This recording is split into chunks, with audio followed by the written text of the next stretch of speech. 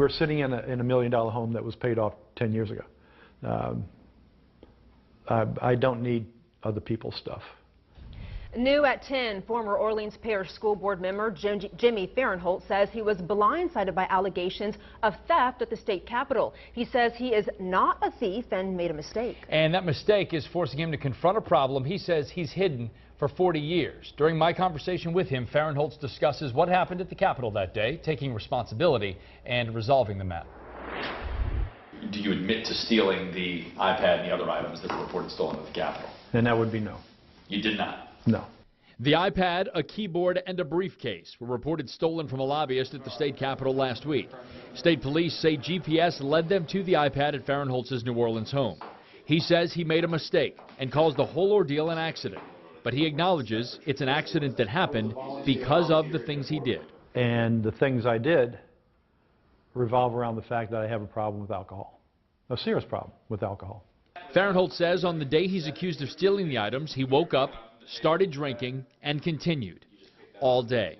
At some point, you reach a level, it's called blackout drinking, where your memory of what you do from that point on shuts down. Despite that, he says he could still function at a high level without slurring or stumbling, even after 24 ounces of vodka. The day in question, bringing vodka into the state capitol in water bottles. It's very easy to do. Farenholt says he doesn't remember what happened. He says he has some recollections, but he's not sure if they're real or false memories brought about by alcohol. At 11 o'clock or so that day, things start getting iffy. And then at 2 o'clock or so, I'm gone at that point. The scary part is I drove home that way. And that home, Farenholt says, supports his case. He doesn't need to steal anything from anyone. It's paid off, he's retired, and has money. He also shows off his own electronics, his phone, 2 computers, and a tablet, none of which are Apple products. I've done a lot of good over the years, and I hope that that will sustain me through this bad, because I did something wrong. And you have to take responsibility for that. And now he says he's getting help.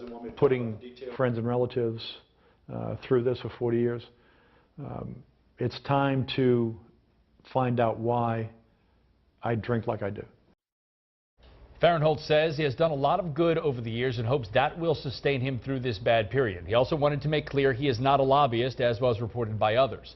The 65-year-old says he is retired and was only at the state capitol to spread awareness about multiple sclerosis and the need for funding for it. He is a volunteer member for the volunteer board member for the